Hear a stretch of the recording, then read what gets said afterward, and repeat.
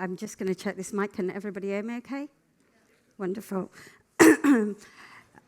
Okay, I'm going to take you on a journey, a bit of a roller coaster. What's important for me is how many of you here in this room run your own independent game studios? Okay, I'm presuming most of those are businesses, or are you a hobbyist? Put your hand in the air if you're a hobbyist. Okay, we have a few. The ones with business, put your hands in the air. Okay, so you are doing this for the same reason that I do this. This is your passion for games. The important thing is financially you need to be successful to ensure to do that. The starving artist is a nice thought. The reality is we have bills to pay. We have families, we have children. So I'm going to talk you through our journey of independence a little bit, and it is a roller coaster. So firstly, I'm going to take you through, she's saying, hoping this works. Yes, we're there. Okay, I'm going to talk you through how I got started in the games industry, because it's quite interesting. Obviously, I'm female, and a lot of people are like, you were playing games in the 80s. I can tell you when I started in video games, there weren't that many females around, right? I was a tomboy, very much so. But my earliest memory, and I was trying to think about this last night when I was trying to put words to this deck in terms of what was my earliest memory of video games back then. I think my earliest one was Pac-Man. My second one, where they first started to monetize me as an industry, was Space Invaders, those arcade machines. I think I was about 8 or 9. I'm not sure I should have been putting money in those machines at that point, but I was. But where did I fall in love with the games industry? I was 12 years old. The difference was I'm not a game designer. I'm not a programmer. How do I get involved in this? The game that did this for me was a game called Football Manager. A lot of you will think of Football Manager today. It was a football game by a company called Addictive Software for the Spectrum 48K. I had an older brother, thank you, older brother, who played games, and I tagged in, and we used to play that game a lot. That was the point where I became curious about how video games were. I viewed it as a form of escapism. People talk about reading books, about watching movies, how you escape. Video games for me was that world. What was also fascinating for me at that point is I was quite business-minded, even at 12 years old. I was, I think, 13. I had 3 part-time jobs outside of school. I was earning money at that age. I was fascinated by that world. And it was, how do you bring those two together? And what I found curiously interesting was I'd taken business studies. I was 16. This is not a recommendation, so please don't throw this back at me. I was 16. I was doing business studies, higher education. Came to the summer, and I wanted some money, right? It's the summer holidays. You want to hang out with your friends, but you've got to pay for it a little bit. So I was looking for a summer job, and no different to most people at that age, I was looking for like a weekend job or something. There was 2 jobs advertised in my local area. I live in the Midlands, a place called Nottingham in the UK. One was in a fruit and veg shop, right? It was money, who cared, right? It's about doing what you do. The other one was in a video game shop, and this was new. This was an independent games retailer. And bear in mind, this is in the mid-80s, right? So I applied for both jobs. I went for the computer games job first, and lucky for me, they employed me. I personally could not believe they were going to pay me money to play video games all day. I'm sure that's not why they hired me. I'm supposed to sell games, right? As a store assistant. But it was like a dream come true. The really, the bad world of business studies, I never went back. I stayed. I was offered the management role of that store. I quit my A-levels, and I was in love with an industry, completely and utterly besotted with a new form of entertainment, and it was something that I wanted to be a part of, and I knew that from a very, very young age. And so what happened there was my retail experience, something that I never really thought about until quite recently as we entered the world of digital distribution. It was really valuable for me. What I was doing in those retail days, I call it direct consumer. This is understanding the audience who are buying your games. I had 4 or 5 years of extreme experience of direct to an audience, and that has set me up quite strongly in my life going forward. But I wasn't about to build a retail empire, right? So what I'm going to do is talk you through Team 17, because I think this is what people really are interested in, right? I put our old logo on there just for reminiscing sakes, right? I think we all feel a little touch in the heart there from those days. I'm going to talk you through the start of our journey up to today. We're going to talk about where the name Team 17 came from. You'd be amazed how many people think we still only employ 17 people, truthfully. We will go through that. What we will also talk about is the formation of Team 17. I read Wikipedia, it's not all true. Where did it come from? How many of you had and played Amiga games in this audience back in the day? Brilliant, quite a few people. Okay, did any of you play shareware, 17-bit software? Okay, very few. That's interesting. Team 17, there were 3 of us. We talked about my retail experience. That was an indie shop that I was working in. At the age of 17, the people who owned that shop worked for Rolls-Royce of all people. It was a hobbyist thing. I sold that business for them. I was 17 years old to a retail chain called Microbyte. Microbyte had stores all over the UK. Also, the owner of Microbyte also owns 17-bit software, a shareware company, where we worked with talented creators all around Europe who were making demos for the demo scene and distributing those. Just remember we had no internet back then. It wasn't a click of a button. This was mail order. And so what we did, Michael Robinson, who was what I would call the money person behind Team 17, because believe it or not, you do need one of those occasionally. He owned Microbyte, and I worked over in Microbyte. He owned 17-bit software. Martin Brown worked over on 17-bit.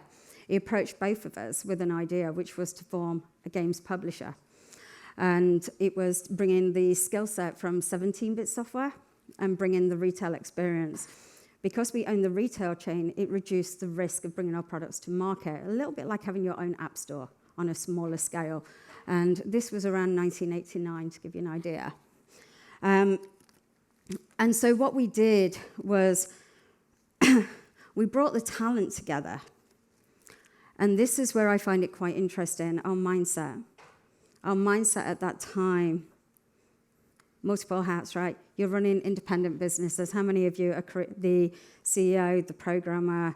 On top of it, you're doing the QA, you're doing the IP checks, you're doing the marketing, you're doing the PR. Everybody wears 10 hats at this point. We worked with talented creators all around Europe. Some of you, this will bring back some memories if you were playing our games between 1990 and 1993. This is part of our history that most people have forgot all about. Most people know Team 17 as that Worms creator. I want to share with you how we started. Team 17 started in 1990. We were games publishers. We had no internal development. Right? We were a games publisher. We worked with, you'll see on here, Super Stardust. How many of you know Housemarque? Right, okay. Housemarque created Super Stardust. You'll see a game up on the top middle section called Silver Ball. Any of you heard of that game? Okay, only one. Let me share with you now. That game was made by Epic. You all know Fortnite, right? Okay, this is where they started too. We all started at the same time. We were insanely successful at that time. At one point, we had 53% of the UK market share, as an example. We launched over 20 games between 1990 and 1994, none of them called Worms. Surprising. Most people don't know this, all right? Or they forgot about it, or they're too old to remember. We worked with talented creators all around Europe and some in America. We helped them bring their games to market. Digital distribution's a fabulous word, right? You make your game, you finish your game, it's digital distributed. Here's the bad news. When we did it back then, we actually had to go and work in the warehouse and pack the things up too. When people say to me, how well did Alien Breed sell? I go 750,000 units, and do you know why I know? Because I was on the production line packing it up after that game had been made. So were the programmers, so were the coders. That was indie development back in those days, and taking your games to market. The key thing for us at this stage was creative freedom, financial independence, controlling our destiny, our journey. Like I said, incredibly successful. So this is 1990 to 1994.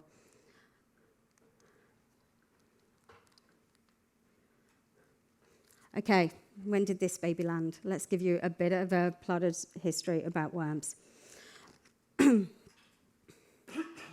Worms, and I don't know, I'm sure somebody will look at this for us and check this out.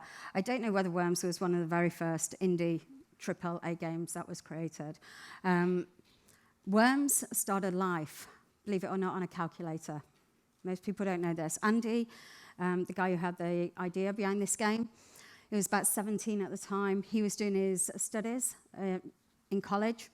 He started to create it on a calculator for him and his friends to entertain them in sixth form. That's where it started life. Andy was an Amiga fan. He came to an event, the equivalent of PAX that most of you know today. It was called ECTS in London at that point. And he brought his game over to us. We were attending this event. We had everything set up. I need to remind you, PlayStation was coming out around that year. So just remember, those of you who are old enough will know what was happening at that time in terms of technology leaps. He brought this game to us at our booth and said, look, I am a huge fan of you guys. I want you to publish my game.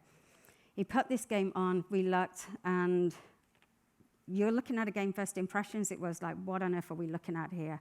You know, the tiny pixels on the screen, 16-bit era. We've got at this event, it was ECTS, it was all talk about PlayStation launching, games like, most of you won't remember, Rise of the Robots, big visual 3D imagery games, and it's like, okay, what are we doing here? The minute we played it, I can tell you, we did no work that afternoon at that event. There was only one game that we were interested in. We were playing this phenomenally. Andy was a very young guy. The game was written in Blitz Basic, which is programming language, if you don't know what that is. It was very raw, it was very rough. He'd entered it in a competition, Amiga format. The game didn't win. I know, amazing, right? The game didn't win. But we believed in the game. We took the game internally. And what happened was, and I need to talk a little bit about how we went from publishing, and I'll touch on this next slide for you. Worms. Our attitudes were, there was a thing back then, we used to call it open platforms, which was PC, the Amiga market. This is where you could almost self-publish, to give you an idea. The console platforms were known as closed platforms. Only certain people were able to publish, and it was incredibly expensive because of cartridge costs, things like that. We knew we had something very, very special. It was rough. Andy came to work within Team 17. We built a team around him to help enhance the quality of the products. We rewrote the game for him in C++ from Blitz Basic to allow it to go multi-platform, and helped bring it to a much higher standard. We knew we could do open platforms, but we couldn't do closed platforms, so we looked for a partner. You know, and this is a part, again, where some of you will have decisions like this to make at times. This is where you can look to take your game on a bigger stage. What are you able to do yourself? Often you do need a partner. We needed a partner back then for console. We launched Worms November the 17th, 1995. I think it was the Amiga and the PC version went out there first, quickly followed up by PlayStation with the launch of PlayStation. To give you an example, I think on the forecast at the time, our publisher told us PlayStation, they were hoping for 50 to 70,000 units. The reality was it sold a few million units in its first year alone. To put it in perspective how much of a phenomenon Worms was at that time, and for those of you over here in Europe, most of you will have witnessed this and seen this. It had twice as much press coverage as Tomb Raider and FIFA in that first year. It won over 50 awards in its first year. Everything that was there, it was an absolute phenomenon. The franchise today is well in excess of 70 million units have been sold and downloaded over that time period. The trick for us, and this is where it gets important, like I said, this journey is, it becomes a bit of a roller coaster the more we talk about it, an emotional roller coaster, and we know making games is emotional, but running businesses is equally emotional. Managing that success, right? How many of you in here have a game that sold over 1 million units? Anybody? Okay, thank you. Right, so you folks are going to be in that space a little bit of how we manage this.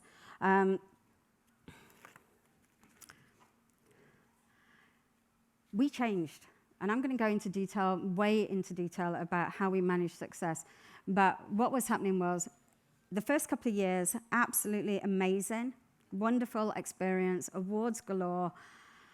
I shared with you our early story. Don't forget that early story. It's really fundamental on this journey because you can see the kind of company we were, and all of a sudden, we've just had our first multi-million blockbuster. And I'm not talking 1 million units, I'm talking multiple million units. Everybody's talking about it. Every publisher on the planet is approaching us to publish our next titles. A lot of decisions, so everything's hitting you, merchandise companies, everybody's coming for a slice of that cake, right? And you're young. And I must stress as well, please remember, we were insanely young here. None of us was prepared for that overnight success that happened. But when we went with Ocean, we self-published the open platforms. We had them as our publisher on the closed platform. So we'd managed to keep a certain amount of control, of that part.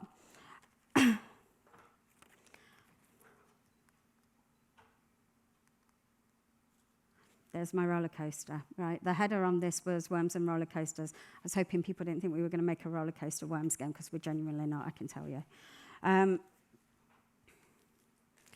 This is the part in our history I really don't enjoy talking about. It's always tough for me. It's tough for me to talk on a stage full stop. I'm happy in the world with games development back in the studio. But when you're sharing an emotional journey of huge success and the impact that it has on the people in that world and a small team, and how we respond to success. And this is a lesson. There's no right, there's no wrong. Everybody is different. But it's important when you have this level of success, don't go racing, stop, stand still, think about this. Take your time. We didn't do any of this. None of it whatsoever. I don't blame a lot of what happened to us at that point. We were young, like I said. I don't think we were, you don't need qualifications to run a business, but I don't think mentally we were prepared for that, to make those right decisions upon it. This period of time spans probably from 1997 all the way through to 2009. That's a big chunk of our history, and I've put it into one section, A, because I don't like really getting too involved in it, and B, it's where it was probably the most painful time of our lives. This is where you have the incredible highs of, as I've shared, everybody coming at you. The mistakes that we made here were, we went on a hiring frenzy. We went from something like 10 people to 120 in a couple of years. We diversified from video games into other forms of media, multimedia as an example. Like I said, the internet was really starting at that point. We even at one point owned a digital store called One Store. What's that got to do with video games? But we did. We diversified it into the wrong areas. We also kind of egos, I don't touch on egos too much because I personally don't think I have one at all, and I really don't recommend anybody should get into that space. But we'd had huge success, and like I said, we were all early 20s at this point. We kind of thought that we were invincible to a certain degree. When you have huge success, and you see this many times across our industry, people think they can do this easy time and time again. You see a huge amount of money wasted from people that have just had immediate success and think they can do it and run it straight away. We put about 8 or 9 games into development here. I can tell you most of them never even saw the light of day. The amount of millions that were being spent behind the scenes in terms of bad decisions that we were making, just by not remaining focused on what our goals were when we started this company. And I think one of the fundamental areas simply was overwhelmed. You know, those of you who've had hits, how many were you completely overwhelmed in that first month or two? Okay, so it's managing. It is a tough thing. You become overwhelmed. You're in awe. You're looking at how you're dealing with a situation. If you ever find yourselves in a situation like this, again, I want to say to you, please stop. Remember why you started this. Think about what you're doing. It's important. You can screw up your business. You can make bad decisions. That time period that I talk about there, we transformed from this this very independent company that was in full control of creativity.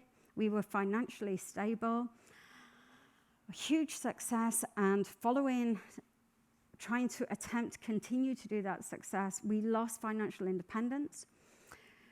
We had 10 publishers in just over a decade. Think about that.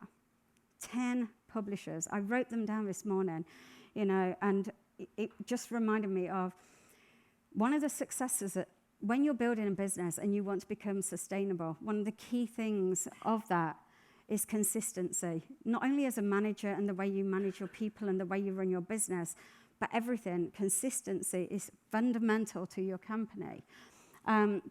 We had 10 publishers. We'd made some bad decisions. We were unlucky as well.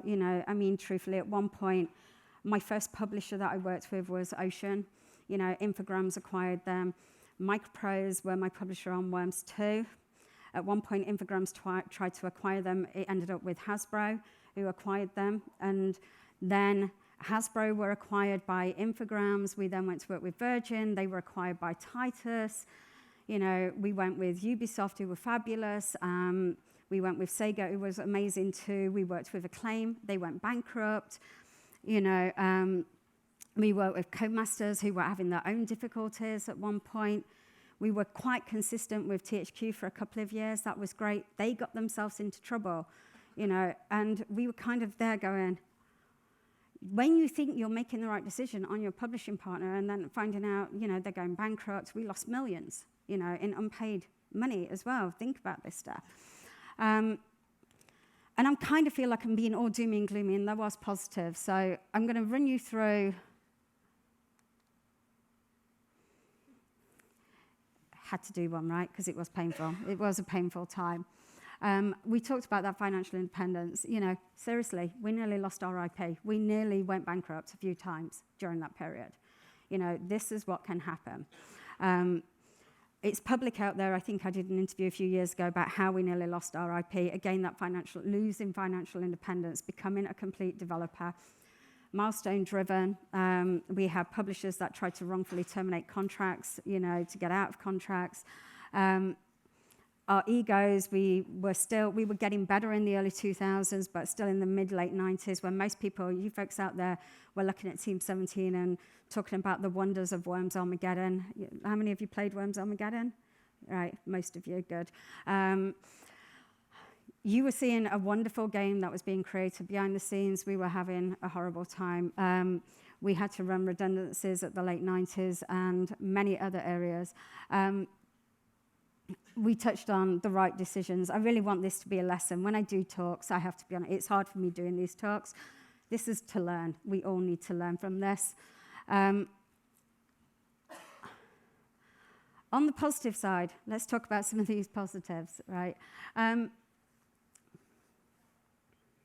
Painful, I've shared the horrors, but we were also pioneering, right? Let's talk positively about this and the things that were changing in our market.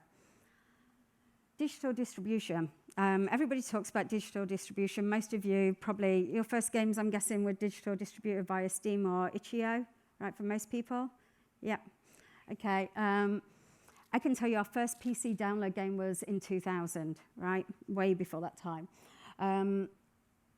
Our first mobile game that we made was in 2001. That was in Southeast Asia, launched in South Korea, went to #1.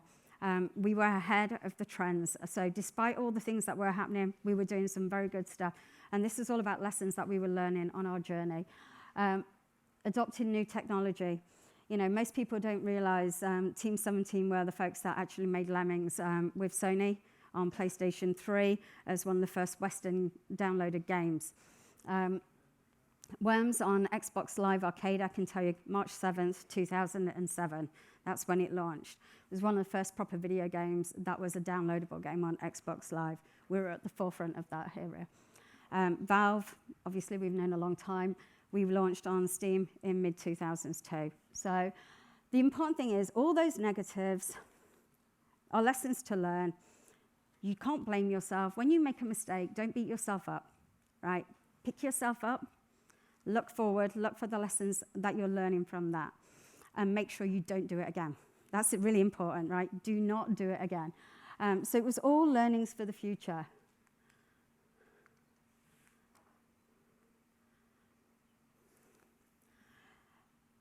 When change, a lot of people come up to me today and say, what on earth have you done with Team 17? They've gone from this Worms company to this amazing company that's helping developers all around the world.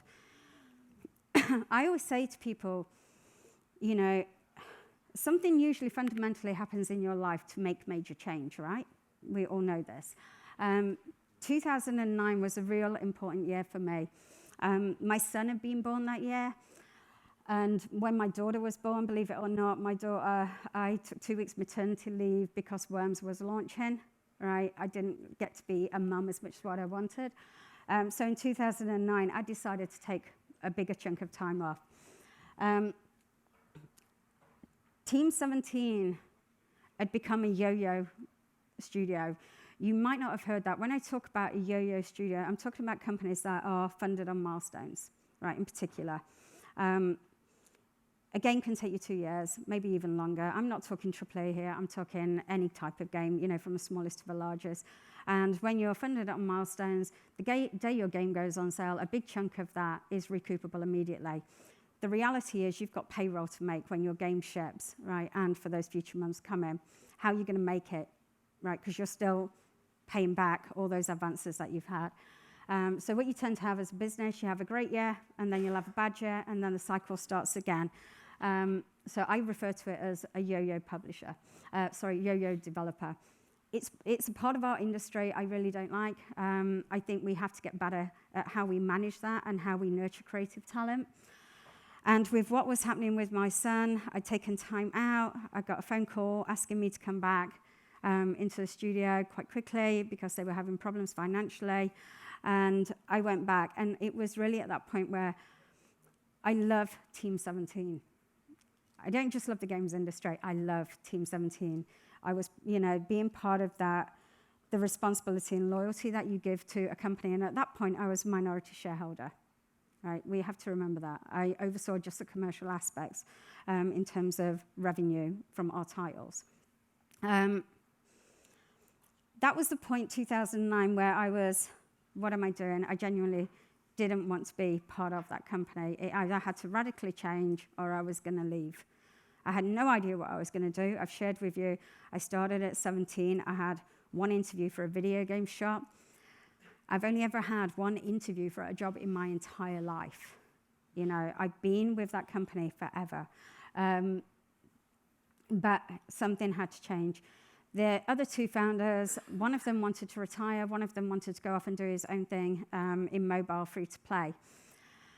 I never set out to become the CEO of Team 17. It was never part of my plan. But that was the point where I spoke to them and I agreed that we would talk about doing a management buyout. And this is where you start to, when people talk about the Team 17 today, this is where it all started. And what we did was, I went outside the industry.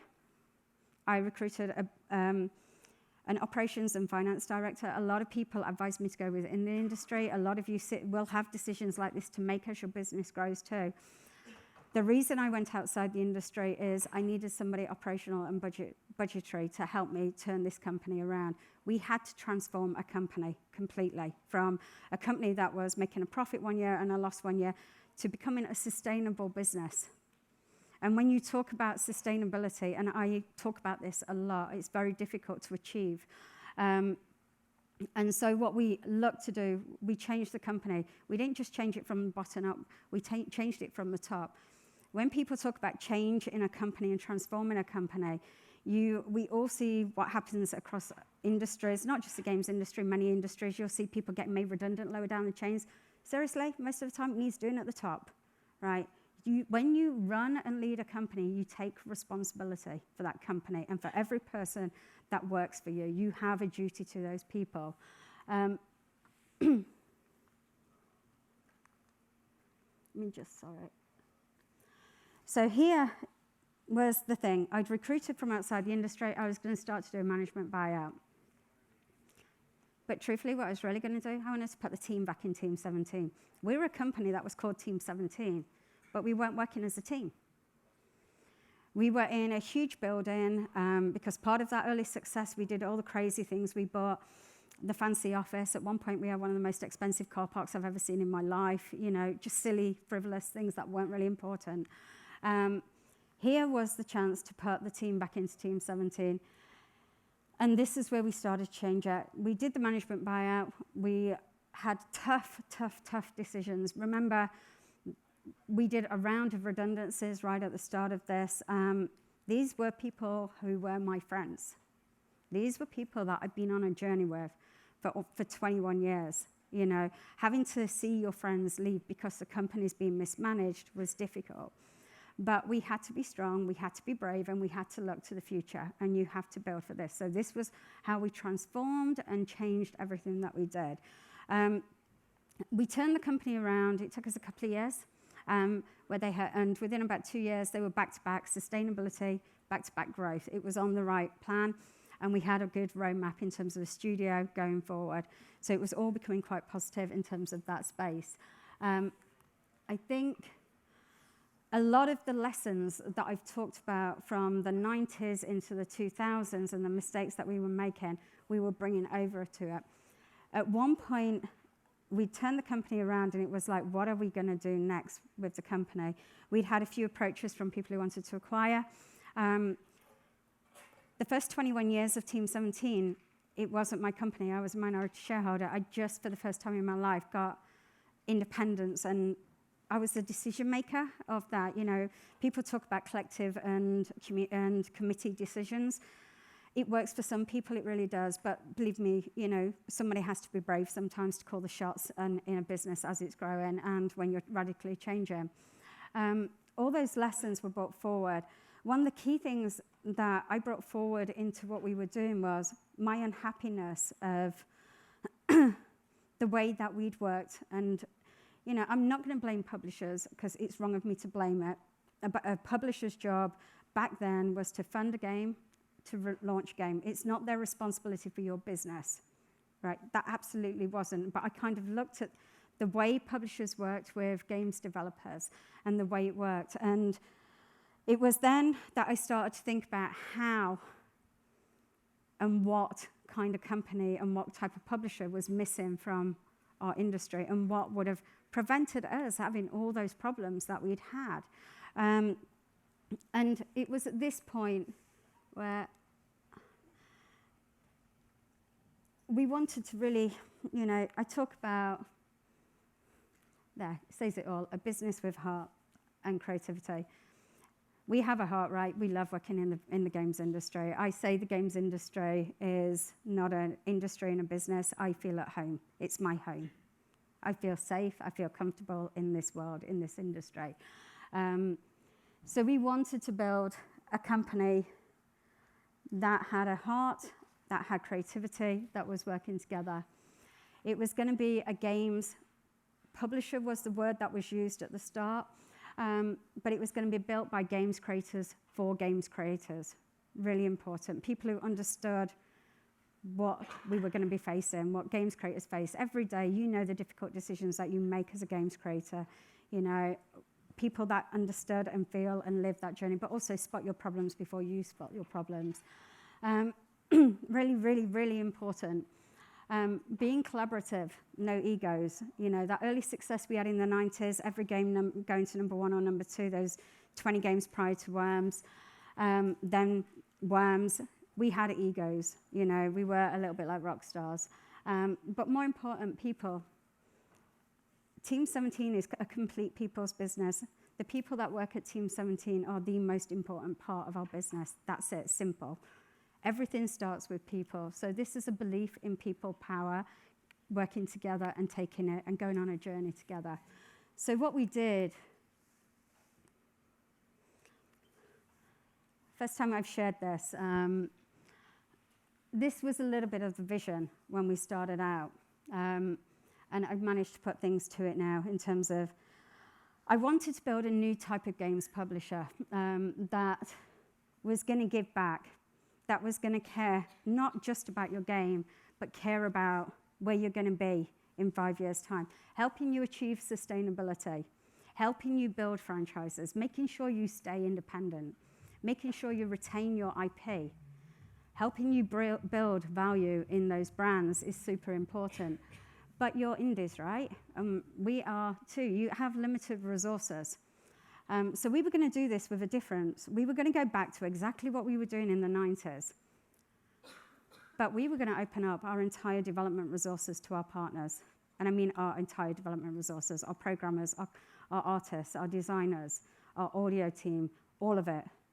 You know, we talk about publishers and QA and localization and services that they provide. We were going to do this different. We were going to open up the entire resources that we have. So you see on here, you know, it was to work with small, medium, and large developers, obviously. Really important. We work with lone coders. You know, a lot of people, I'm sure, know the story of The Escapist, but if you don't, I'll tell you very, very quickly. The Escapist started life on Kickstarter. Was struggling, sub $10,000 on Kickstarter.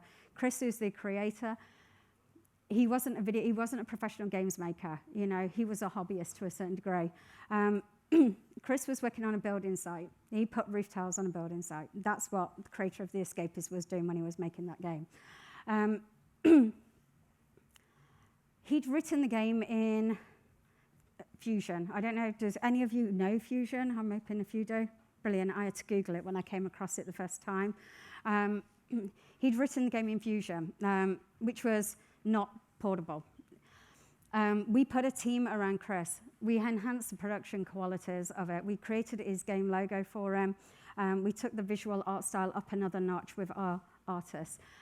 We rewrote the game for him completely in Unity. You know, the PC version on Steam is in Fusion, the Xbox version, the PlayStation, the mobile version, we helped him. We rewrote the game for him.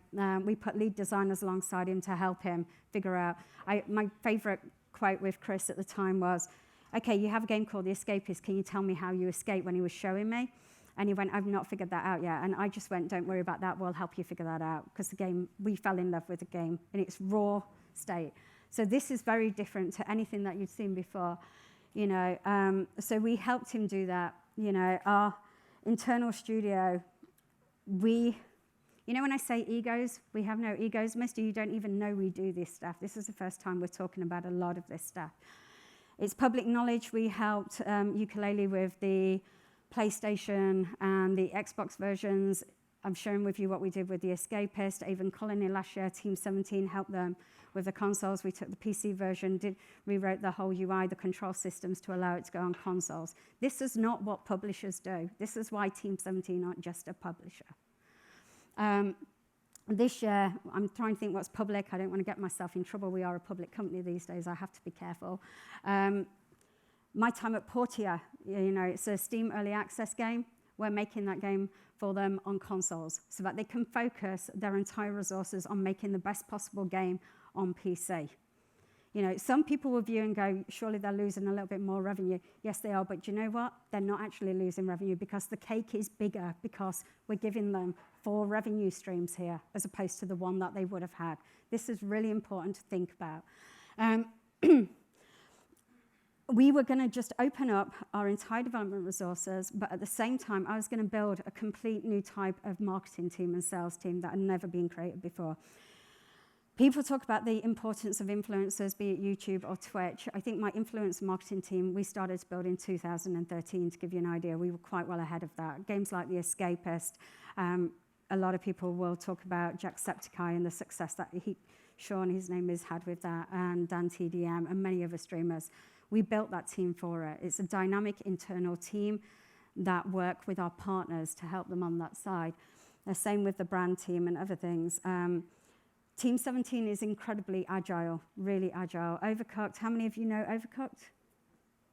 Okay, if you, not enough, you should be buying that game, by the way, it's brilliant. So Overcooked, we had a 3-month run-in to launch that title. Double BAFTA winner last year, won Develop's Best New Gaming IP. Ollie and Phil, Ghost Town Games, absolute joy to work with. They created that game on all of the console platforms and PC. Same day launch, 2 guys. Amazing what they achieved. We help them out with things like usability, as an example. We have our own internal usability suite, something else people don't talk about. This is different. We have a large internal QA team, so we open that side out. But here's where it was really important. The reason why you don't know any of these stories is because we don't share them. We are not the story. The game is the story. The creators are the story, not the publisher. Our jobs are to help our partners take their games to another level and to help them take them to market. Right? We are not that story. Overcooked 2 was announced on the stage at Nintendo Direct the other week, Ollie and Phil. We've been working with Ollie and Phil for a year, collaborating to help them bring that game onto platform, and it launches first week in August on 4 platforms. That's a network game. It needs a lot more resources. We've given them the resources, and from a creative point, this is a full-on collaboration of developers working together, bringing titles to market. Nobody can tell me Ghost Town aren't independent. They're one of the most independent indie studios around. Team 17 is similar. This is developers collaborating to compete at a much higher level. This was the vision that we had and where we were going to do that. So a lot of those lessons, a lot of that experience, take it, learn from it, bring it forward, and we went to build something very, very different.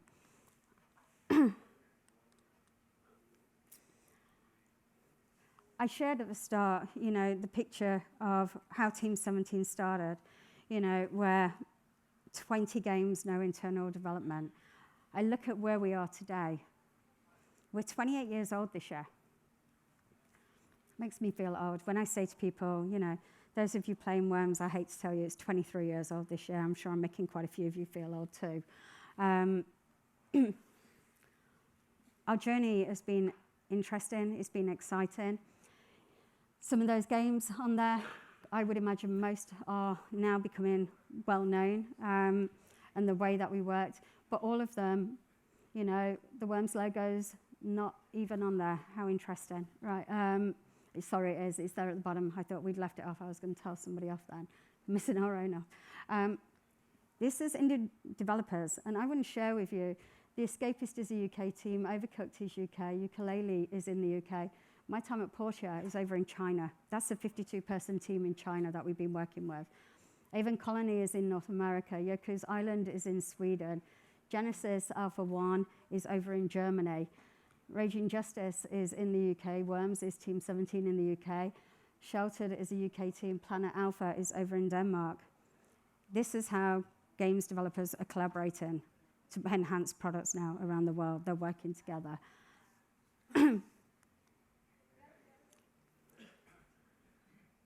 Hopefully I've not scared you all off making games, right? In the horror stories, just think about it and plan your lessons. The journey ahead.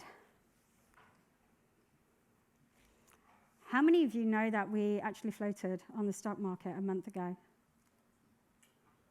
Okay, about 3. Great, okay. We need to, right. That's really good for me because in 2016, I sold a minority stake to a bank, Lloyds Banking, for a reason. This was inward investment into Team 17 to help us step up and grow our business. Team 17 have been on a very fast-track growth for about 4 or 5 years now. Last year, triple-digit growth again. When we say it's a business, it's a business.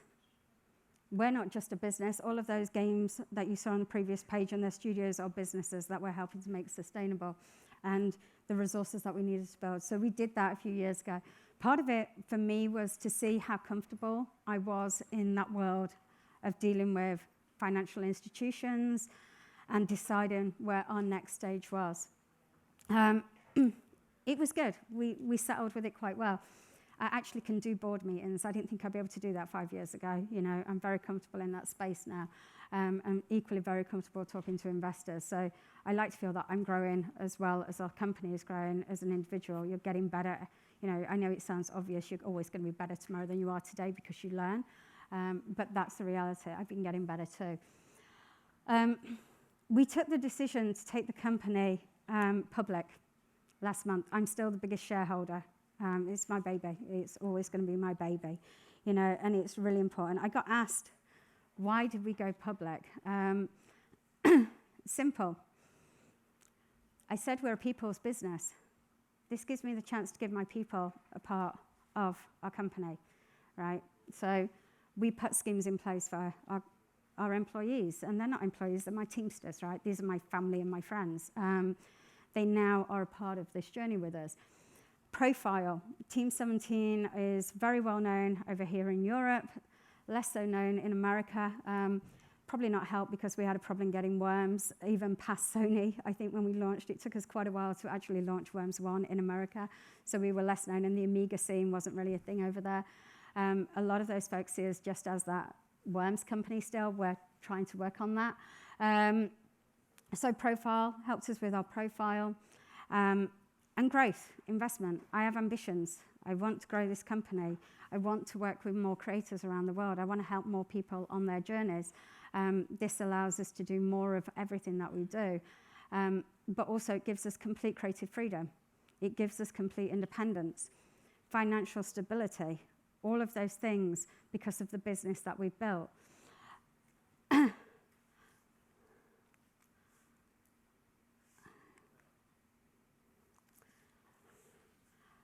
Closing thoughts. I've shared a lot with you, some of it doom and gloomy, and I do apologize, but I do think if you're going to tell your story, you have to share the good, the bad, and the ugly, you know, and it is about giving back and people learning from that experience and going forward. A couple of things for me, if people say, if you could do it all over again, what would you change? Truthfully, I'd change nothing because we are who we are today because of what we've experienced. But good advice I would give to people, this is about a business, you know, this doesn't apply to everybody, whether you're a hobbyist or whatever. This is a business. Responsibility. Responsibility sits on these shoulders, not only for the 160 people who work for Team 17, but all of my partners around the world and those investors, right? Responsibility as somebody who starts a company, as soon as you employ, employee number one, take responsibility for your company. Take responsibility for the games that you create. Take responsibility for planning. Planning and researching are two of the things that I see lacking the most when indie developers are bringing games to us, you know, in terms of where they've researched why they're making those games and the audience and who they're targeting and why. So take that thing. And I just want to say we genuinely work in the best industry. We are all incredibly fortunate and lucky to be making video games and to be part of this. It's one of the most friendliest industries, you know, that you can be a part of.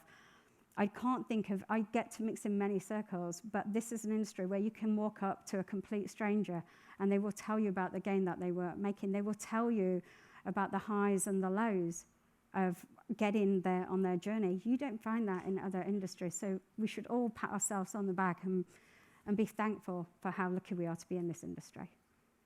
Thank you very much.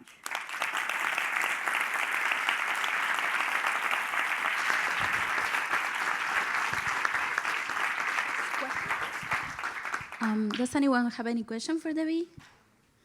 Okay.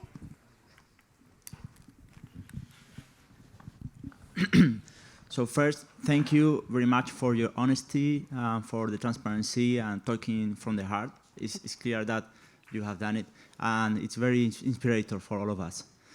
And now my question is, you have shown several European, mainly European studios that you're working with. I see no Spanish one. So my question is, how do you feel about indie developers from Spain, and what do we need to work for you or with you, in collaboration with you? Okay. I arrived yesterday afternoon, right? I was late in. I've met a bunch of, I think I've met everybody down there and a few I already know quite well. I I'm based in the UK, it's much larger. I think we have around 2,000 indies, and somebody mentioned to me about 400 over here in Spain. I think there's good work going out there. I think you are incredibly a close-knit group. I think the quality is good. I listened to the awards thing last night, and I've met a few of the guys who won those awards last night as well, earlier in the day. I think more work, not in the production values, but people like us, people like me, have to make more time. We have to give more experience back. Part of what we do is sharing back lessons and knowledge and giving good advice. A lot of indie developers are going out there for partners and publishers. We need to warn people about the pitfalls and help them think about the type of people that they're working with, so that mistakes aren't being made. And share. You've got a lot of students in Spain in particular. They need good mentorship, and they need mentorship not about games creation, about business. And I would honestly say that's something that I don't know whether it's happening over here. I'm, like I say, short time, but I do feel a lot of the indie students that I've spoken to need help from a business point of view in terms of structuring their deals, wherever they're doing those deals, and looking at what they're doing going forward in building. Thank you very much. Very welcome. Hi, Debbie. Thank you for sharing your experience with us. I wanted to ask you, in your opinion, which are the main problems that indie developers are facing nowadays, apart from business, of course, and funding? Thank you. Okay. There's no secret, right? Close to 8,000 games on Steam last year. We know this. So everybody talks about discoverability being an issue. It's okay, these lights are really bright, so I'm trying to look at you at the same time. Everybody talks about discoverability. So on one hand, you're fighting discoverability. I think 5-6 years ago, the indie scene was very different to what it is now, maybe even longer. Indie scene, 10 years, and I go back to the early 90s when I talk about indie scene back then. What you've also got now is due to middleware like Unity and Unreal, anybody can literally make a game, right? That's brilliant news because it's lowered the barriers for all of us to make more games. But it means anybody can. So production qualities have been rising and a lot over the last few years. And I think one of the things that I look at is the amount of people also that have left A and AAA studios and gone indie. You're now competing with those folks too, right? So you've not only worrying about discoverability, but production quality is becoming quite important too. Okay.